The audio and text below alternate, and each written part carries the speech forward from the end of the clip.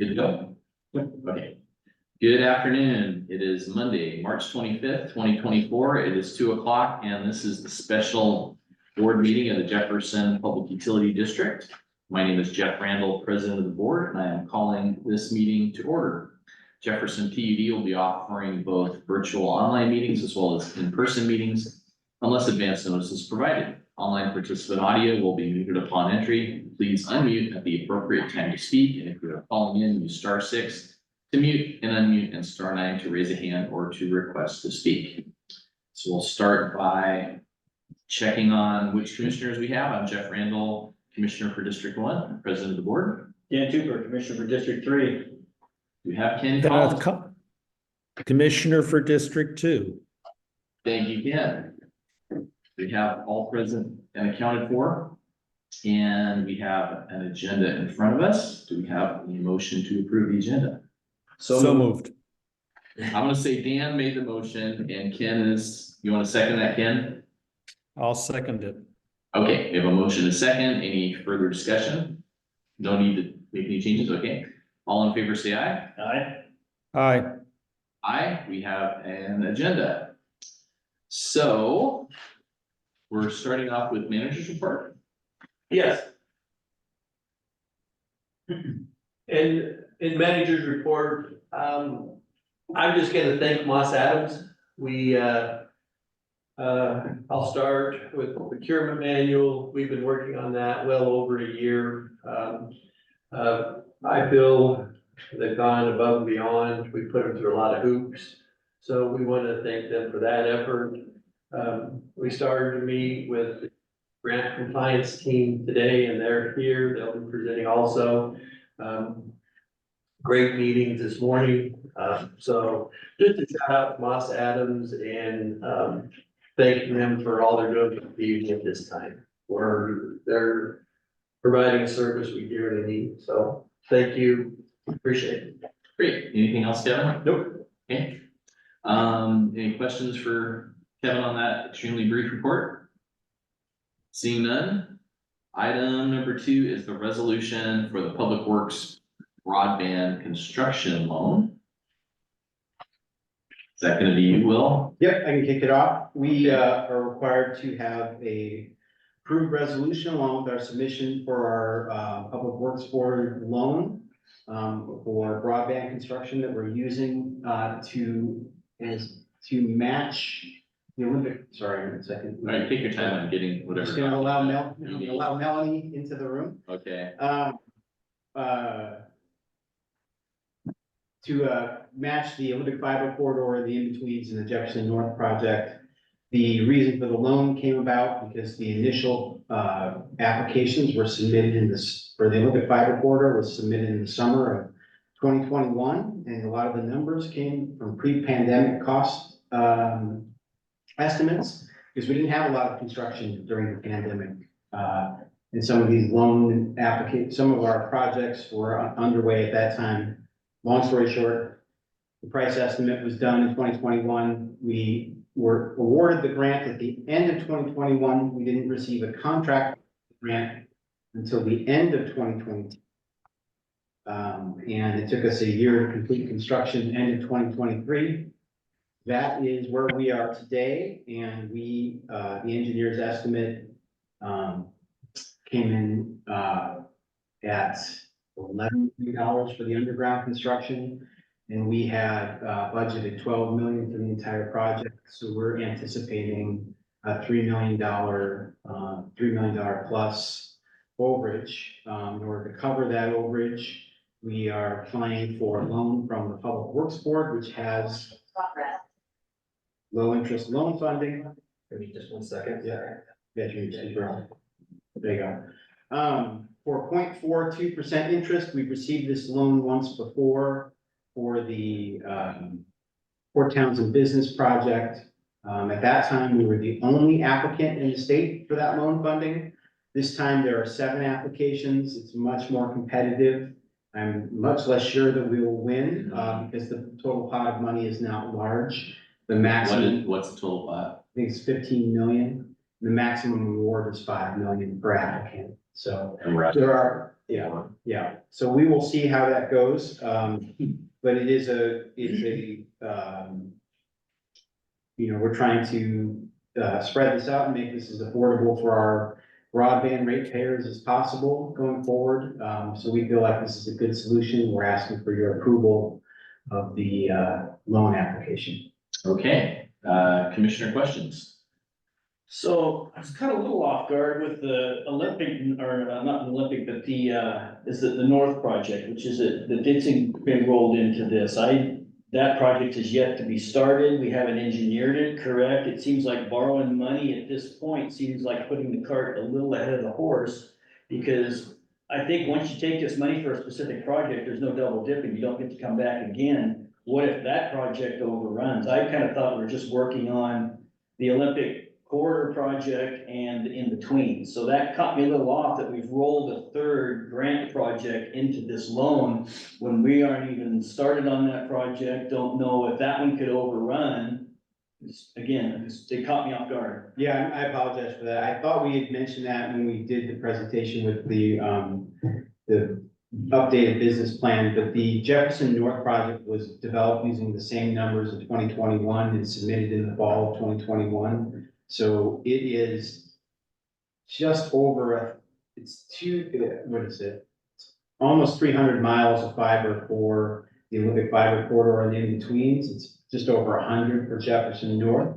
So we don't expect the same amount of overage, but we do expect an overage for that grant as well.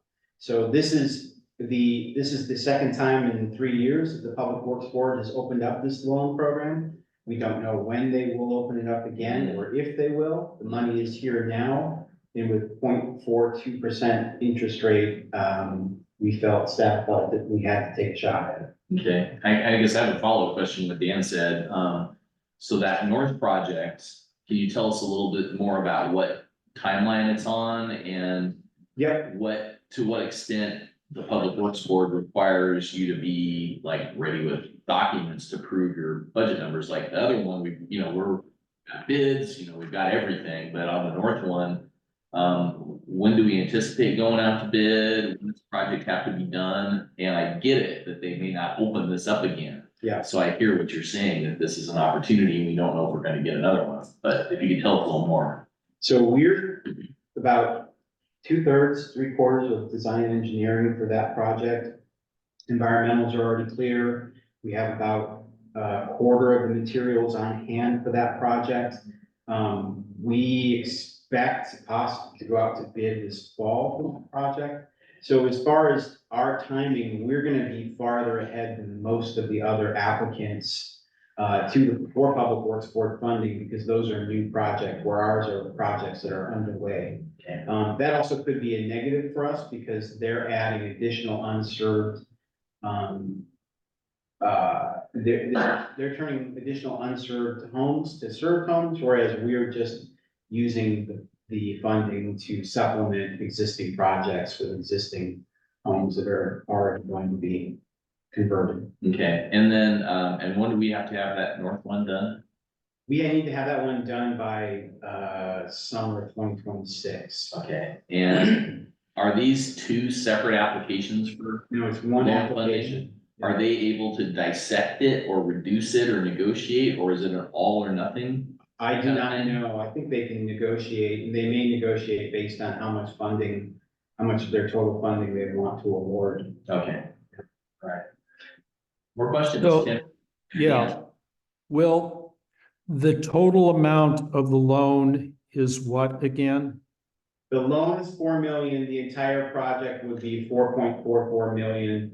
It's a 90% loan and 10% cash match. Okay, okay. And the term is 15 years at slightly less than 0.5%. Correct. Okay. I have no problem with that. I don't know further questions. So a breakdown on the cost overruns, just on this project in particular, just looking forwards to kind of understand, what happened this time and what we're looking at on future project per se. Yeah, for this project, like I said, we based our original construction numbers on there were no 2020 numbers because 2020 essentially didn't happen. So we had 2019 numbers, we had some early 2021 numbers, but construction was kind of at a halt. So a lot of those numbers were out of date, and as you recall, prices went through the roof during the pandemic. So we have the numbers now, we got our bid in for 11 million, we know kind of where we're gonna be for, going forward. But that underground construction, like as I said, took up a large chunk of our budget projects. And so again, we're on the first go around, and so the second project, we hope that we'll have it better known and more in place, and it will come in similar price, but what happens if the cost of labor, fuel or whatever runs that up next time is the $1 million, what happen, I guess where I'm going with this is what if we get to that next project and it falls short, if we do get this loan, what are our options then? I will look for money everywhere I can that is either grant funded or low interest loans. I commit to do that for these projects. Unfortunately, this lending cycle is open now, so this is the one I'm going for. The more open up we'll look for it, we will turn over every rock possible to make it happen. So that's kind of answering the next question, which was, what do we do if we don't get this? Where are we at? How do we comply with the current NTIA loan for the in-betweens and the Olympic corridor? If we don't get the 4 million, what do we have to do with this project to comply with the grant? We will have to look for other funding. We will have to look for other options to complete it. I mean, that'd be a conversation. Kevin, if you want. So, you know, we met with Finley. We met with We Finley. like your words, we like to hear you. We met with Finley today. We're looking at, even today, we're talking about ways to save money on the bid. There are always construction practices and processes that can save you money. So we are continuing on the Goldstein Discovery Bay, looking at options, working with the contractor to save us some money. And then on the design criteria and stuff on Jefferson North, all of those projects, we continue to fine tune and say, okay, maybe we can get the Department of Transportation, get permission to go overhead versus underground. And those are things that are real money savers. They do eat up a lot of Will and his department's time, I come up with these, but the dollar savings are real. So those are all things in play, everything to kind of not only get new funds in, but to refine what we're doing to save some money. Yeah, and the other part of this is that we are actively trying to save money everywhere we can and reduce our costs to complete these projects. And we are looking at, this is a cash match. This loan functions the same as a cash match to our existing grant projects. If we are able to come under budget from what we hope, we can use this to cover some of the portion we originally pledged as our cash match as well. So that gives us some flexibility. That's what I was hoping, with the Jefferson North. Best case scenario, it covers our cash match. Worst case, well, not the worst case scenario, but for one of the more troubling scenarios, it covers some more overages. Any more questions? Yeah, again, on the revenue side of things, I feel we're moving too far too fast. You know, we keep borrowing money and we keep falling further behind. And then, you know, what are the options? And so rate impacts, right?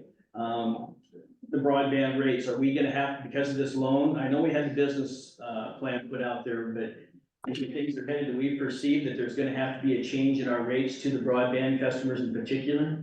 No, so this is fully built in our broadband business update that we brought a couple months ago, or a month ago, I guess it was. 3 weeks ago, time flies too fast. So that's fully covered in there. We're cash flow positive, with that projection. For us, the biggest factor of success for the broadband department is connecting more customers. That's gonna be our real challenge. And the sooner we connect customers, the sooner that revenue flow begins and the better off that we're gonna be. So that's what we're really pushing for now.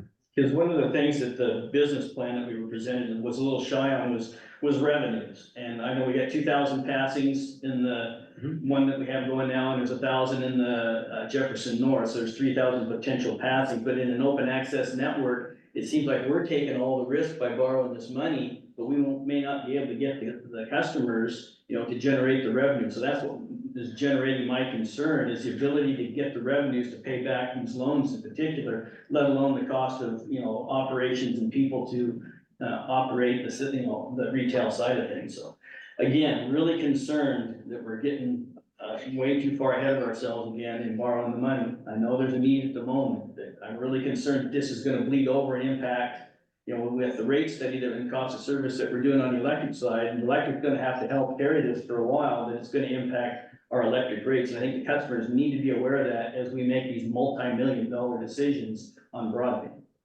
So, is that a fair statement? Does anyone disagree with that there could be an impact to the electric side when we start to borrow this money? I think we have, I think we have a certain amount of unknowns with this whole business line, and there's a certain amount of risk. But for me, there's also a great potential reward. So I agree that there's some risk. But I think what staff has done is they're looking ahead, which we want them to do. They're identifying some shortfalls, and they're trying to find the cheapest source of funds out there. So I think you're being responsible. But, you know, I agree, Dan, there is some risk, but, I think there's also a huge upside for the county too, which is why we're doing this in the first place. So I don't have any more questions or concerns, and I appreciate we may not get this, we may get part of it. I think you're doing what you should be doing, which is going after the money with the best terms, so. Commissioner Collins, any more questions? I just want to comment that I'm fundamentally in agreement with what you just stated, Commissioner Randall. I think that to pass on this opportunity where we can get a loan for less than 0.5%, I have no difficulty understanding where the shortfall came from. And I think probably our biggest problem going forward is that there will be more people who want to be connected than we can connect under the terms of the different grants. But the way the business plan laid out, the cost of the products that we're marketing and looking at what other internet service providers are charging in terms of cost and bandwidth, quality of service. I think we're going to have a surplus of people well beyond the 60%. And while I acknowledge that there is risk involved, there's risk involved in any kind of business launch. But I think it's an acceptable risk, and I think the benefit far outweighs what is at this point foreseeable in terms of the potential risk to the PUD financially.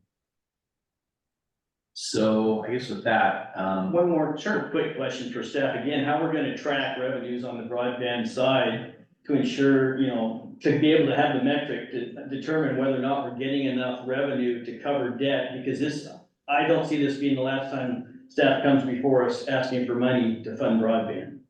So we gotta start to get some metrics in place on determining, is the revenue really gonna be there at the end of the day in this open access environment that we're gonna be in?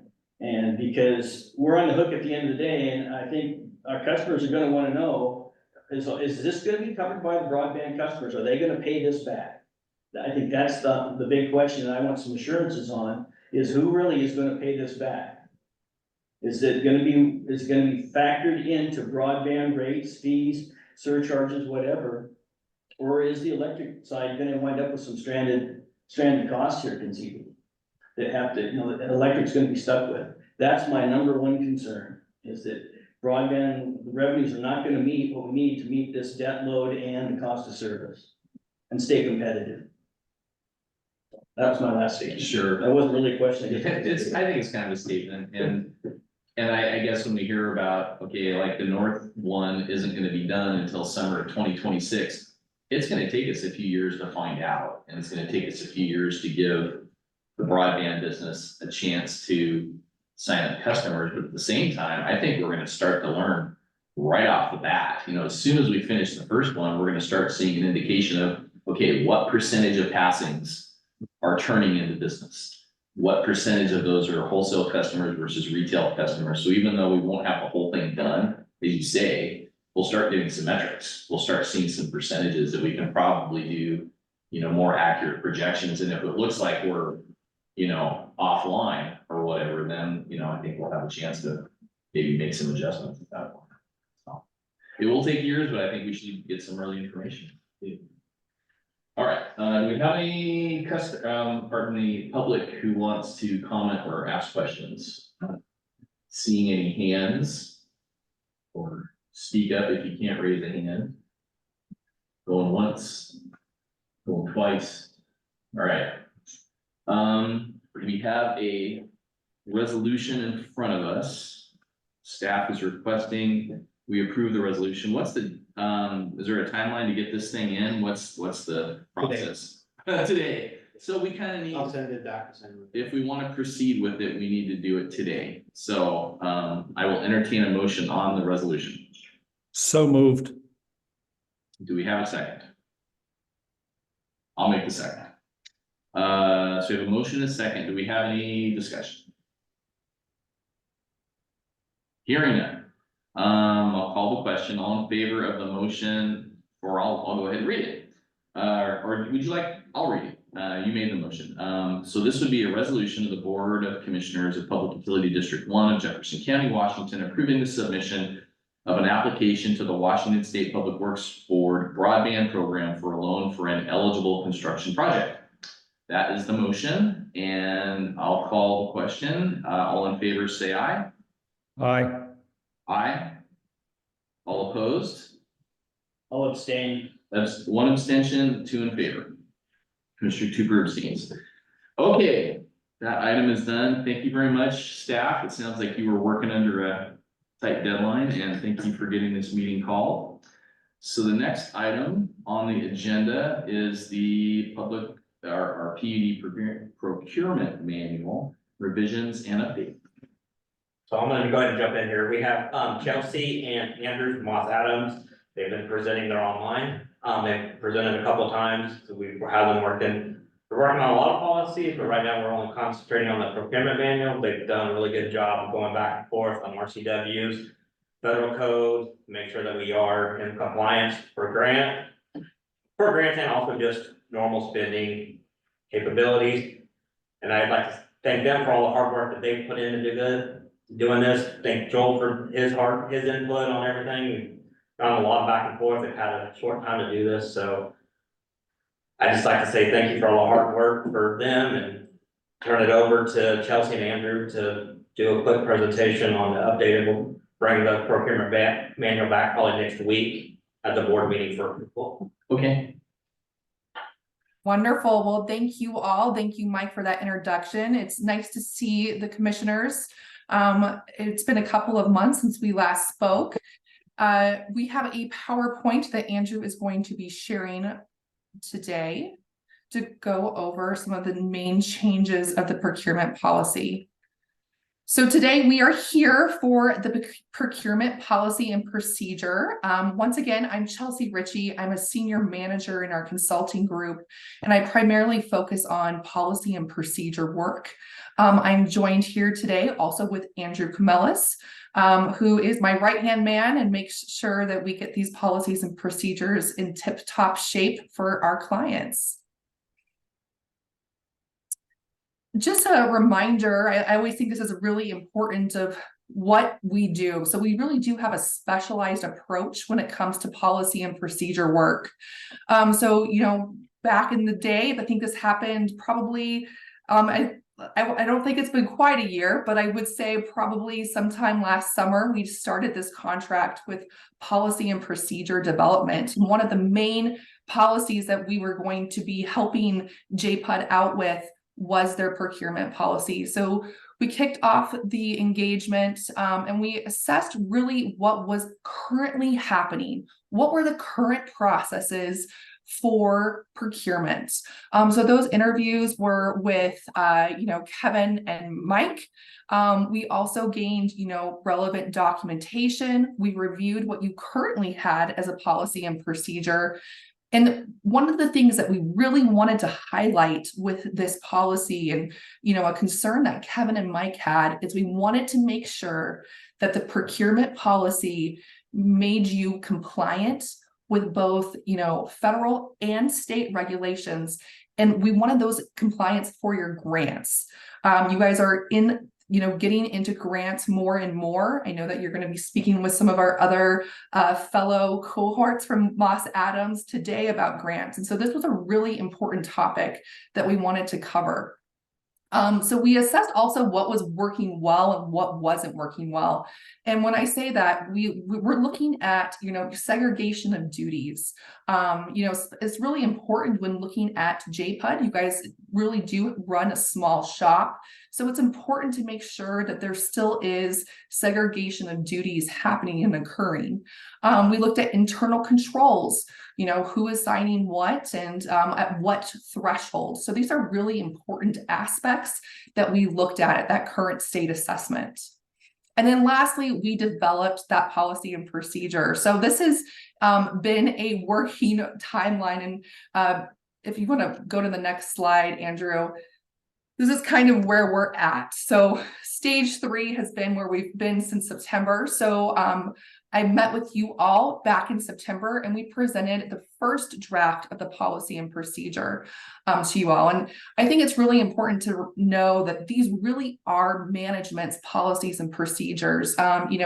Both Kevin and Mike were really highly involved in making sure that any suggestions that we had, they looked and analyzed, is this something that we can really do? Or, no, management doesn't agree with that. So there's a lot of back and forth in the beginning before you all even see it.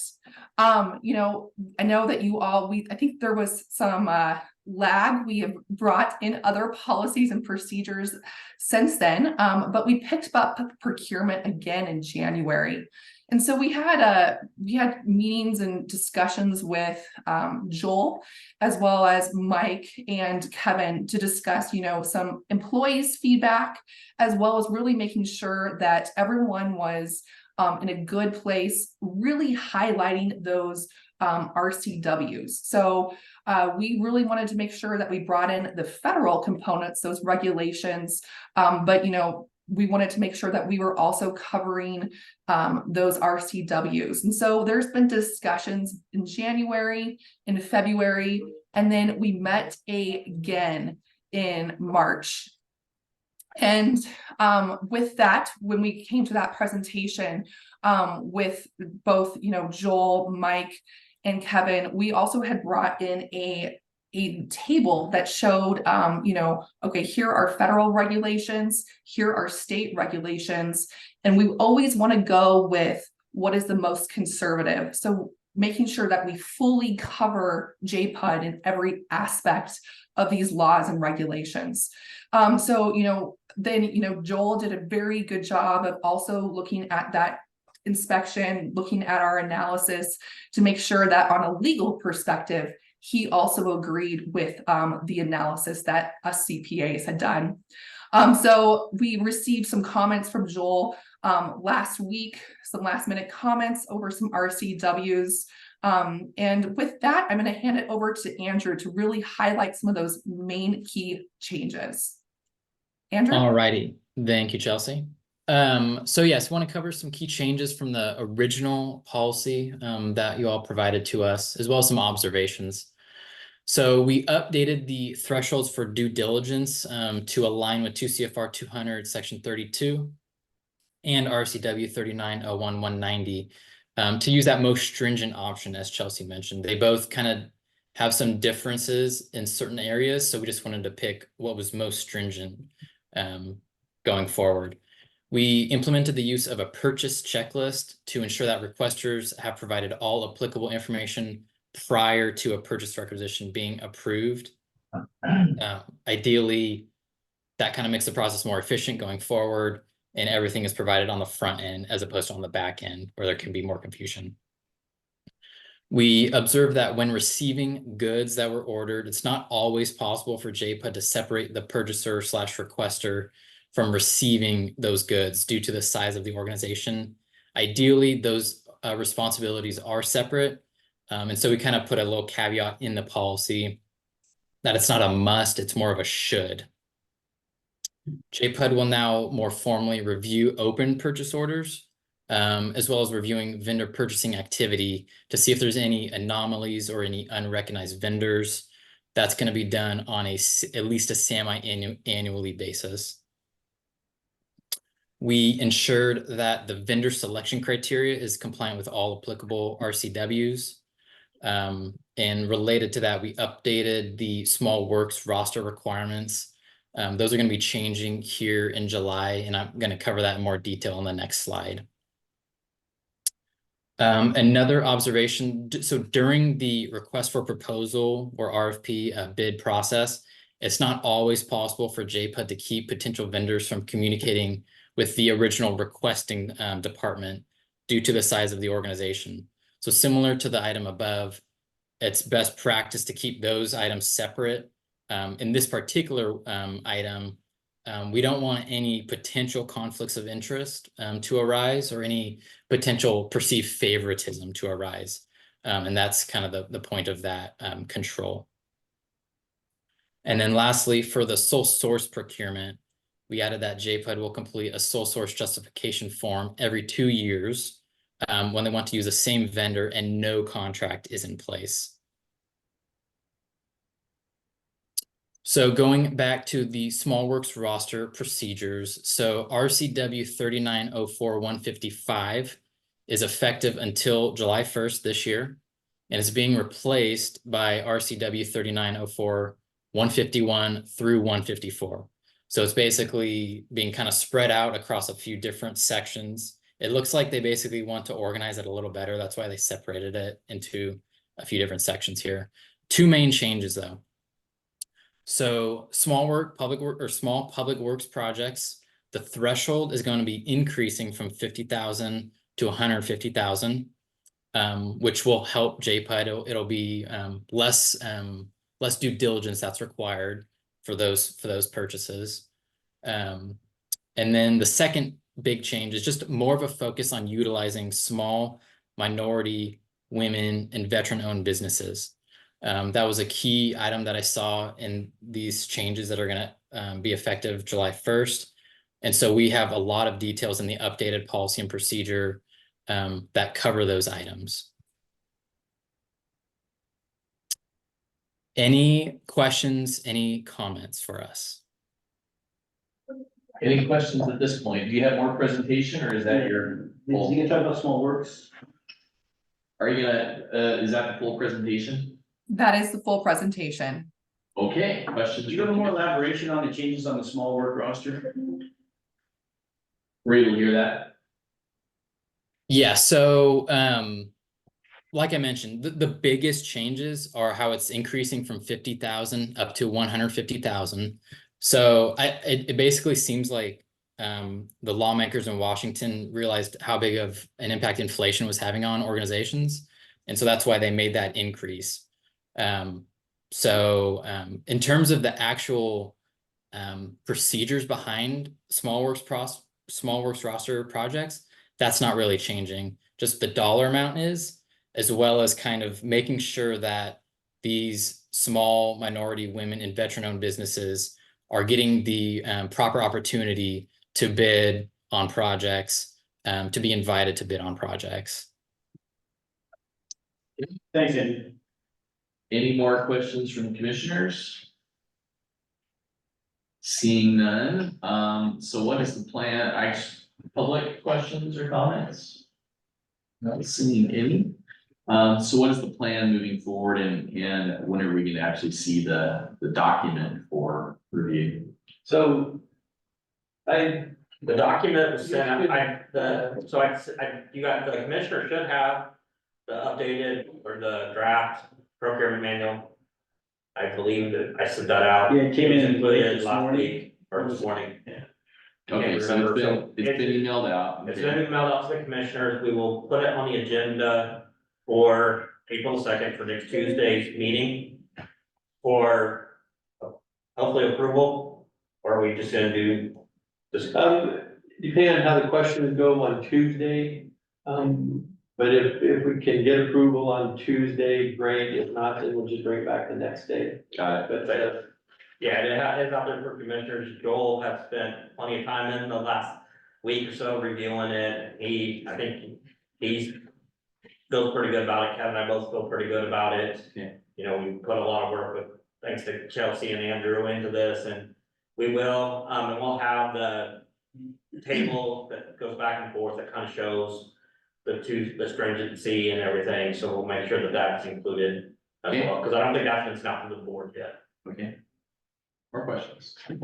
Was there any substantive that were drastic changes over the previous policy per se, from our standpoint here at the utility? Yes. Almost the whole thing.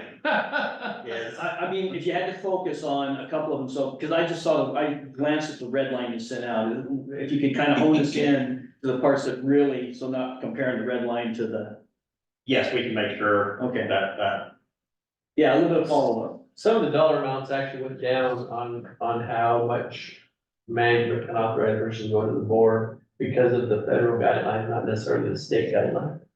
So I know that it's coming up, it's next meeting, and I know Mike is probably full of things to do, but you know, maybe one of the things Dan's getting at is kind of that budget summary thing you do where you kind Yeah, of tick so through a I few items. believe Chelsea and Andrew have put something together, they Okay. talked about it, Okay. I don't know if they did. Yeah, because I'm not so, can I turn it They back wrote around? with it, they can help me put that together, I would appreciate it. Kind of a bullet list of major changes. Yeah, Yeah, because I saw there was some language change, you know, I blew through it, I didn't comprehend, I just looked through real quick, and I saw some language changes, but what are the real substantive Yeah, things that were different? If we could get that cheat sheet on those to kind of Yeah. hone in on that, because we're all really busy, and I don't know how much time I have to keep well, reviewing. and sometimes it's hard to pull out from a red line what's really Yeah, I think- happening too. and I have seen that kind of in the past, not with this latest revisions that we've done, Okay, but we did kind of send out before, because we did kind of have that upgrade. so maybe you can take a look at that before. and buff it up. And I know they did have a chart that they can help provide that says, okay, here's why we chose the CFRs, which is the federal code. Okay, Here's why we chose the RCW, and they can help pick out some of those. yeah, so I think it'll help the commissioners be more comfortable with approval on Tuesday, so whatever you can provide us, it's. You don't want color and background to help. Okay, Yeah, and Joel's got his hand up too. oh, Joel, Thank you. So, it might be helpful to keep in mind the genesis of the project, which is that we are recipients of significant state and federal grant dollars. And one of the key pieces to that is to be able to track and audit that appropriately. And one of the key concerns is to make sure that we are procuring all of our equipment, materials, and labor and consultants in the proper way. Keeping that in mind, when I looked at the changes, I was looking at how the federal requirements need to overlay the state requirements. And what Moss Adams has been able to do is to harmonize those two things, which is a little complicated, but what I found helpful from Chelsea and Andrew, and I think it was Andrew who did it, was to put this chart together that shows the changes and maybe small recommendation is just to, on top of that, just summarize what in your view, Chelsea and Andrew, are those biggest changes so that the commissioners can see what those are, but you'll also sort of have a dot to dot on that chart, which shows every single change. And they not only consulted with me and Mike, but they consulted with staff throughout the organization. And I think once you all are comfortable with it and approve it, I think it's going to be a vastly improved process. We're purchasing materials and equipment, hiring labor and consultants in an unprecedented way these days, given our projects. So it's something that's needed, and I really appreciate the work that Moss Adams have done on this. So thanks. I thank you, Joel, for that additional background and suggestions on how to proceed, and I don't think any of the commissioners are questioning the need for it, or that it's not totally on target. It's just we need to act in an informed manner, so I think whatever you can do to help us understand the document that's being provided, that would be helpful. Yeah, we will try it for the second, but I know it's gonna be a pretty tight turnaround for everybody. We still got year-end reports that I have to complete, so if we can't get on the second, it will definitely be on the 16th. And I'm keeping in mind, a T-shirt that my son has, it has a saying on it that says, I can explain it to you, but I can't understand it for you. So I realize that, you can't understand it for us, but We can do our give best. it your to best explain. shot, and then we'll proceed from there. So, yeah, well, I'm gonna rely on Chelsea and Andrew to get some additional information and stuff, and Chelsea's got her hand up now, so. Okay. I hope they add a little bit more to this, but. Chelsea, do you wanna go? Thank you. I think that the table will help a lot clarify, why we chose the stance of either using the RCW or the CFR. That's the federal procurement guidelines that we're referring to throughout. I would encourage the commissioners to look at, maybe we haven't sent it out, Mike, we can. But the key changes and observations from the PowerPoint we presented today, those are the main huge changes that we wanted to really highlight to you all during your review of the procurement policy. So we'll send that over to you. I think actually, Mike, you might actually have this PowerPoint. So I Yes. think that would be really good for the commissioners to be able to have, and then be able to compare and contrast when they're reviewing the procurement policy. But I think another great supplement to that will be also the table for those thresholds. Great, thank you. I think we've beaten that one to death. All right, anything else on this one? Okay, so is there more agenda, or we're done? No, we have one more agenda item. Grant We have the grant compliance, Moss Adams, okay. So this is, so we have another group from Moss Adams here. Okay, We have Claire, Yes. Megan, and Rowan that is helping us with grant compliance.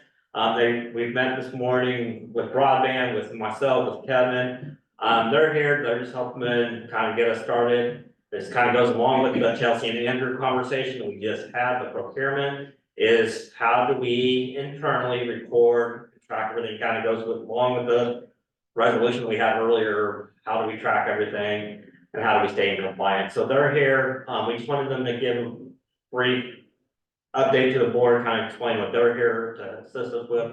This is that whole, how do we account for everything in 7 years down the road, be able to still have good audits, so. yeah, it almost seems like this is your chance to keep us from coming to you in 6 or 7 years saying, oops, we have a huge mess. Can you please help us clean it up? This is the preventative That's the training. shortest answer to everything that we're here, so. So I'm gonna go ahead and let Claire, I'm gonna turn it over to Claire and let her, Leo's got the presentation, he's getting ready to share. Yeah, we put together a very similar presentation to what Chelsea and Andrew did, so just for consistency's sake. My name is Claire Hillary, I'm a director with Moss Adams, and joining me, my colleagues Megan Otto and Rowan Eves. And we are on site this week, doing lots of interviews to really better understand the processes and workflow. And then if you go to the next slide here. So Chelsea and Andrew, they are very focused from policies and procedures and then your internal controls, and we are as well. But our focus and the lens that we look at everything through is from a grant compliance standpoint. And so we are looking at your existing processes and all the transactional data and saying, if we, as an external auditor, were to come in and look at this, would we have issues, concerns, recommendations? And that's ultimately kind of what our approach is. Very similar, we have a 4-step approach, but we had the kickoff a little bit, I guess it was late last year. Yeah, late last year. Started late last year, and then starting to look at the accounting structure and reporting. And there's really two components that we're seeing in the accounting structure and reporting. One is related to the actual reimbursement requests or the drawdowns that are facilitating getting paid from these grants. But then the other side of that, of course, is your accounting system. And how are these two systems or processes laying over each other and interrelating? And we had some questions with those this morning. We spent time interviewing and just, better understanding some of our questions and why they're happening. And so I think that that was a really fruitful conversation for us all and figuring out where there might be some room for improvement or just better understanding from our perspective. And so we bolded that just to could let you know we're kind of in phase 2. If you go to the next slide. So yes, Chelsea and Andrew are the gurus of policies, but we also do policy development. And the reason we have this here is a lot of federal awards specifically require organizations to have very specific elements within their policies, documented, that when they come on site and do a desk audit, they're gonna ask for these things. And we're actually already seeing that from NTIA with some of our other clients. And so these policy areas, records retention, grant administration, fraud, waste, and abuse, those are very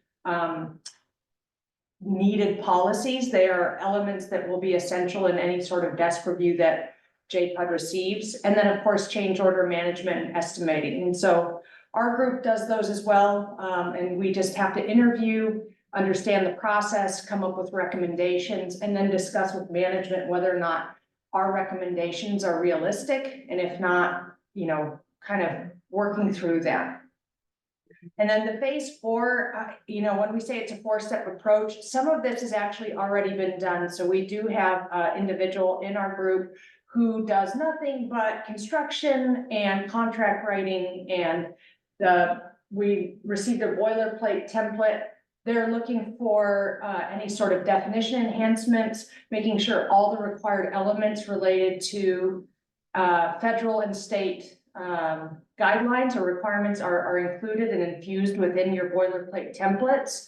So that was actually already done and has been completed as of today. So at least we got that piece done. And then with the policy and procedure development, I think the other piece that we wanted to speak to is that there might be some training that is needed after these are all done, because there might be new processes that are made or changes to processes that you are doing. And so really want to think about that, of what's going to be the best path forward with training the JPUD employees to take on and really absorb all of these new, if there are new processes, that they feel that they are empowered to, act on the best behalf of JPUD. That's kind of our shtick. Okay. I will open it up for questions. Okay, so I guess, first question I have is, Oh, we have somebody. this was just what we've been doing, but More, okay. no, it's just kind of what we've been working through today. And I don't know if either of you would like to speak about any of the things we're seeing, or. Yeah, 2 of the elements that Claire talked about were the reimbursement requests and then the internal tracking of the work orders. We had meetings earlier today. We were able to resolve a few of those, and we have meetings tomorrow to talk through any of the identified discrepancies, but should be really productive to get a better understanding of the current processes, map that out, and then map out an improved state. Okay, so it sounds like the first presentation was specifically about the procurement manual. You're more focused on actually how we're doing things, and it might it result in some policy changes, or at this point, you're not anticipating that? No, so the policy that for procurement specifically that Andrew and Chelsea noted, those have the CFR guidelines and then the RCWs. Those are the elements that we would be looking for as part of the grant compliance. Okay. The reason that we are kind of doing the other policy areas is because the focus is very specific and narrow in terms of this is the grant administration function. Whereas I know Chelsea and Andrew, they're doing more organizational wide type policies that are necessary. So both essential and important. It's just a different area of focus. Okay, cool. So you mentioned templates and you talked with staff and on procedures and moving forward. So how closely will Moss Adams be monitoring or working with us moving forward on compliance? Is it at our asking they'll be there? Were they gonna come in on regular intervals? I mean, what's the relationship they're going to be? So part of that will be determined by what happens in the next couple of days. Our goal is we have to be compliant in 2, 4, 6 years down the road. Whatever it takes to be audit compliant, we will take the necessary steps. I believe they will be here for a while, helping us get to those goals. But not quote unquote a set schedule then? Is it gonna be, you know, every so often we determine we wanna bring them in? Or is there gonna be kind of a check-in point where they will be kind of looking in on it? There will be check-in points, but for example, now, if we have questions on a grant document or a bid procedure, stuff like that, we send it to them. So it's kind of, we'll call, as we need help, they will help us. And then the one other question too is on the RCWs versus the CFRs. That's because we took state and federal money. That's, and do those have to, so those have to be somewhat kept separate? Or do they have to marry together all the way through? I mean, is there any discrepancies between the two pots of money that are gonna create any issues for us? I mean, each funding source that you receive is ultimately gonna have its unique differentiation that you have to think about.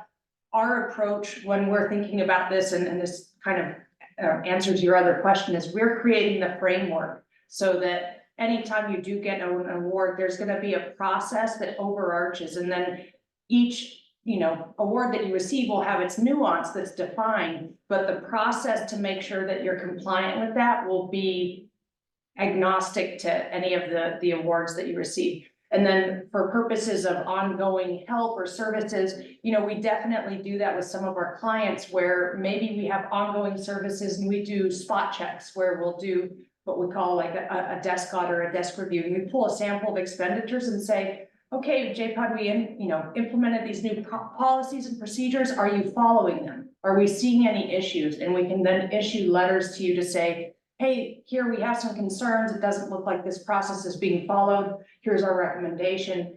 And we do that on the front end of your external audits to kind of make sure that, you know, the new processes and things are functioning as intended, which I think is really beneficial ultimately for organizations that are still kind of in that developmental growing phase and trying to like really hone in and tweak their processes. I am gonna jump in here. Some of the meeting today, and I was in and out. The detail which they've reviewed the information that we have sent them, the stuff that they have done has already helped us. It is, to have somebody who has gone through this audit and the grants and that kind of stuff before knows what to look for, and they've been awesome, and the information they pulled out, presented to staff today, it's just, it's gonna be a very good process. So one last question, you know, like spot checks or things that they may run like that. So what kind of reporting to the board does the general manager expect on this moving forward? Are we gonna get quarterly, monthly? I mean, you need a little bit of insight as to how this is progressing. How often are we gonna be reported to on this? Part of it will depend, because some of it in the policies will come to the board because, you know, you are the policy makers. Some of the individual stuff, like where we ask them to review, you know, a contract or something like that, we're doing, probably not. But as we have our desktop audits, they will be part of all of those things, and we can report to the board quarterly if you would like where we are on this process. And just to remind commissioners that staff has sent an email to us requesting us to sign off on the resolution before 3:30 today. So please check your email and take care of that. You guys are on it. Is there any other business today? I am not seeing that. Thank you for coming and helping get us into shape and prepared to handle this massive amount of responsibilities we have. It is now 2:54 and I declare this meeting adjourned. Thank you. Thanks, everyone. Hey, Joel, I thought you were unplugged. I'm leaving on Friday. So Oh, it's okay. next week. I won't be here for your Tuesday,